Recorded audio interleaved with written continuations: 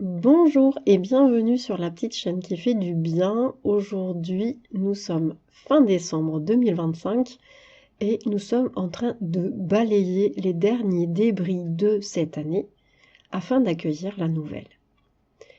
Dans cette énergie-là, ce que j'avais envie de vous inviter à regarder, c'est de cesser de vous gâcher la vie, ou plutôt comment faire en sorte de renaître de vos cendres le plus positivement possible ou de la manière, on va dire, la plus bénéfique pour vous.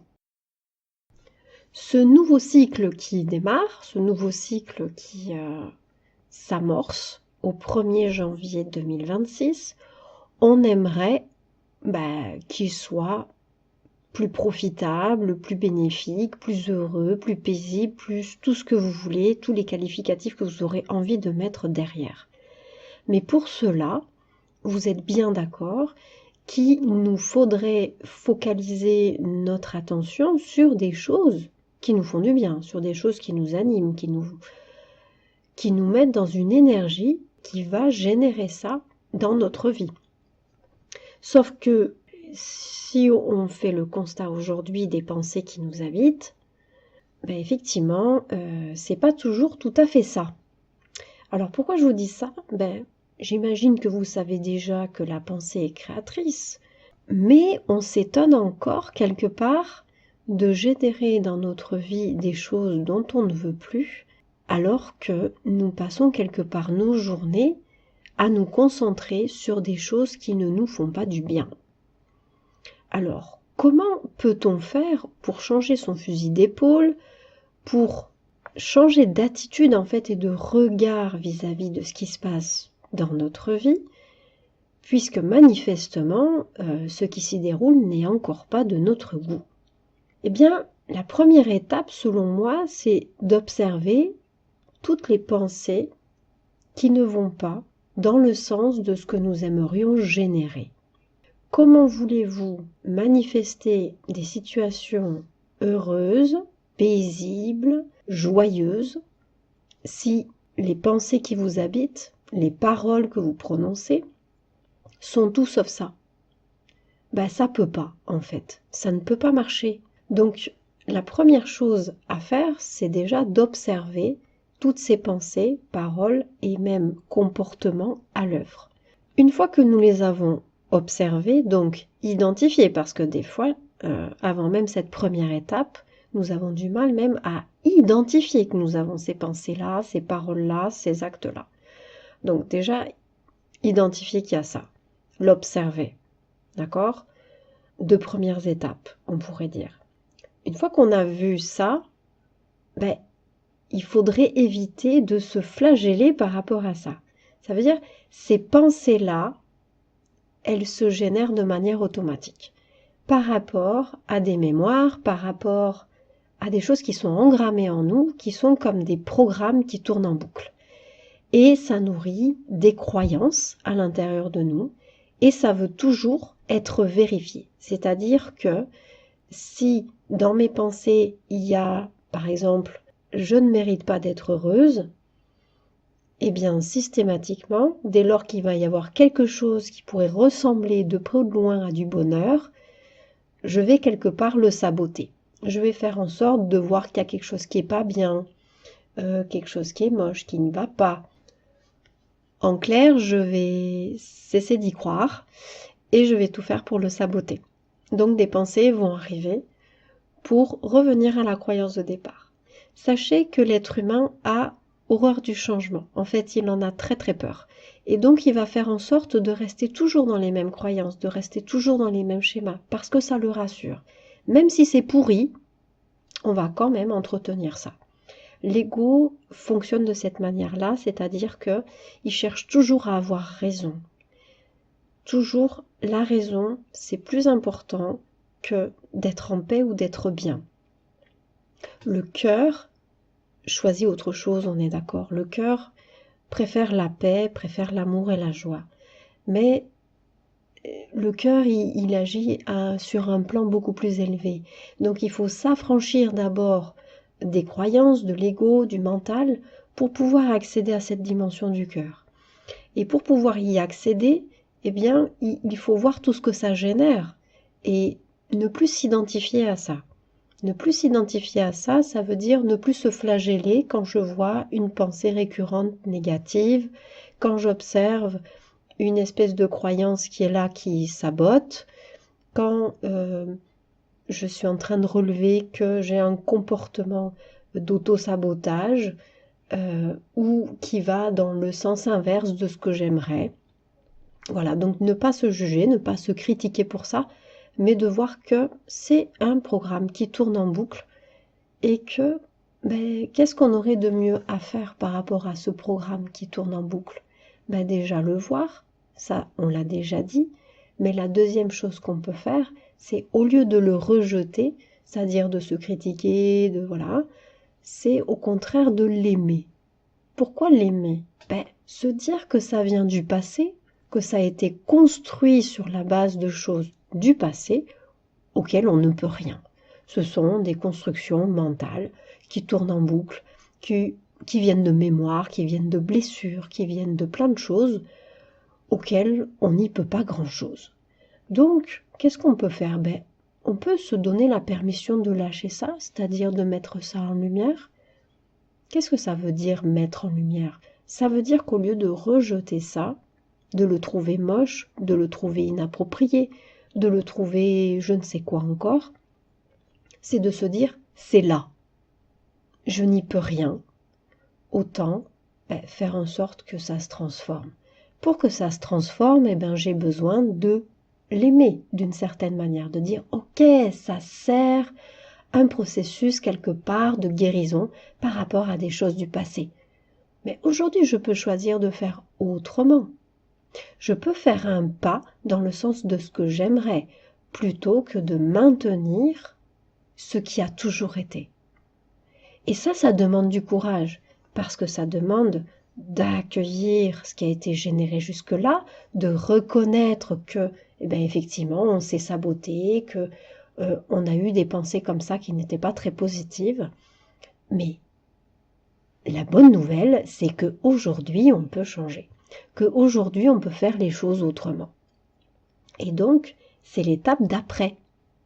Quand on a observé, vu le comportement, la pensée, le programme qui tourne en boucle, quand on peut commencer à l'accueillir, c'est-à-dire à ne plus le rejeter dans l'inconscient et essayer de ne plus le voir, de dire ok c'est là et ça a le droit d'être là, alors on peut passer à l'étape suivante qui est est-ce que je peux faire autrement maintenant? Je comprends que ce processus était là quelque part pour me protéger, pour m'éviter de souffrir, mais aujourd'hui je veux faire d'une autre manière. Je comprends que pour me sentir bien, j'ai besoin de penser, dire et faire autre chose.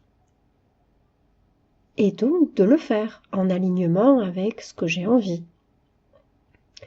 Cet alignement, il va se faire progressivement. Comprenez bien que ça ne va pas se faire dans l'instant. Ça va demander à ce que vous soyez ancré dans ce nouveau vous que vous voulez voir apparaître et tout un tas de choses que ce nouveau vous va générer. Et donc il faut s'y tenir. Il va falloir maintenir ferme ces nouvelles pensées, ces nouvelles actions, ces nouvelles paroles, y croire et de voir que ça portera ses fruits dès l'instant où je vais commencer justement à y croire vraiment. C'est un peu comme planter des graines dans un jardin. Effectivement, vous voyez bien que les mauvaises herbes, elles poussent toutes seules, il n'y a aucun effort à faire. Par contre, pour faire des jolis semis, faire un joli potager, etc., il faut y mettre du cœur, il faut y mettre du temps, il faut cultiver ça. Et ça demande effectivement de l'investissement personnel. Là, quelque part, ce qu'il faut vous demander à vous-même, ce n'est pas moi qui vous le demande, c'est simplement que vous devez vous prendre la décision d'aller vers le bonheur que vous souhaitez, d'aller vers la joie, l'amour, la paix que vous désirez voir apparaître dans votre vie, en cultivant votre jardin du bonheur. Effectivement, si vous passez votre journée à vous plaindre, à critiquer, à juger, à voir les choses négatives, qu'est-ce que vous faites? Eh bien, vous remplissez votre jardin de mauvaises herbes. Ne vous plaignez pas après que votre jardin est moche. Quelque part, c'est de votre faute s'il est moche. Ben oui, vous ne pouvez vous en vouloir qu'à vous-même. Par contre, si vous voyez qu'il y a effectivement ces pensées, au lieu de vous y accrocher et d'y croire et de continuer à les cultiver, c'est de prendre ce recul suffisant, avoir cette conscience-là qui vous permet de faire un pas de côté, qui vous permet de penser autre chose, de voir les choses autrement. Par exemple, eh bien, là, j'ai été malade. Je pourrais voir ça comme quelque chose de vraiment pas terrible. Mais je peux le voir aussi comme un besoin de mon corps de se détoxifier de certaines choses. C'est sûr, on a passé l'année à libérer des choses d'un point de vue émotionnel, mental, etc. Mais le corps, on ne l'a pas forcément trop regardé. Et du coup, cette fin d'année, il est un petit peu chargé de plein de choses. Donc, c'est pas anodin si une petite maladie, un petit virus arrive par là. Petit ou gros d'ailleurs, ça a peut-être besoin de remettre certaines choses d'écart. Donc, changer notre regard sur les choses, ça nous permet de les envisager autrement. Et de toute façon, les choses qui sont là sont là. Après, notre regard dessus, ça nous appartient. Changer notre façon de voir quelque chose peut vraiment changer notre perception.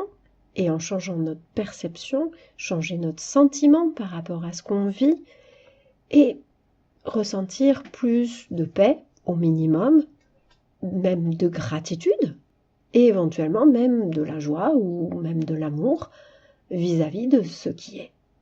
C'est un peu ce que je vous invite à faire.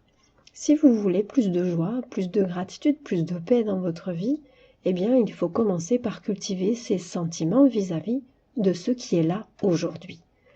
On est trop souvent en fait dans l'idée que le bonheur, ce sera quand on aura ceci ou quand on aura obtenu cela, quand on aura réussi à générer ceci ou cela dans notre vie. Eh bien non, le bonheur c'est maintenant. Ça ne peut pas être à un autre moment. Si à chaque fois vous voyez le bonheur comme quelque chose d'éloigné de vous, alors ça veut dire que vous ne l'atteindrez jamais. C'est aussi simple que cela. On est vraiment programmé pour le voir de manière tellement hypothétique, tellement futuriste et inatteignable que ce sera impossible pour nous, effectivement, de manifester les conditions de ce bonheur. Mais le bonheur n'a pas besoin de conditions particulières pour se déployer. En fait, c'est ça, la vérité. Il a juste besoin d'un changement de regard par rapport à ce qui est. Quand vous êtes capable d'avoir de la gratitude, d'être en paix avec ce qui est là, ici et maintenant, alors, quelles que soient les circonstances qui vont apparaître dans votre vie, vous serez en paix avec cela. Et quand les choses seront vraiment bénéfiques, qu'elles seront vraiment belles, alors ce sera pour vous une explosion de joie, de bonheur, beaucoup plus intense que si vous n'êtes pas en capacité déjà d'apprécier ce que vous avez aujourd'hui. Alors, ce que j'aurais envie de dire pour cette année qui va débuter, et dans ces derniers jours, on va dire, avant cette nouvelle année, c'est balayer devant votre porte ces mauvaises pensées, ces pensées qui ne font que semer des mauvaises herbes dans votre jardin. Cultivez au contraire des pensées qui vous font du bien. Et j'ai une phrase qui est sortie tout à l'heure qui m'a paru assez belle et qui résume bien tout ça. Concentrons-nous sur ce qui nous anime et non sur ce qui nous mine. Ça pourrait être votre phrase de l'année. Notez-la quelque part, essayez d'y repenser et voyez que tout part de vous, tout part de la décision de qu'est-ce que vous voulez dans votre vie aujourd'hui. Voilà, J'espère que cette vidéo vous aura appris des choses et vous aura permis de changer votre regard sur ce que vous vivez ici et maintenant. Cessez de projeter le bonheur pour plus tard. C'est ici et maintenant que ça se passe aussi. Cultivez-le, voyez-le dans chaque petit recoin de votre vie, dans chaque moment, dans chaque petite chose. Dégotez la petite note de gratitude, le petit merci que vous aimeriez donner à la vie. Vous verrez, ça vous fera beaucoup plus de bien que de cultiver des pensées de rejet, d'amertume, de frustration ou que sais-je encore. Voilà, je vous dis à très bientôt. Je vous souhaite d'ores et déjà une merveilleuse année 2026 et un très beau cycle qui commence. Pensez à vous abonner, à mettre un petit pouce en l'air si cette vidéo vous a aidé et à partager autour de vous pour faire grandir cette petite chaîne qui vous veut du bien. À tout vite, au revoir.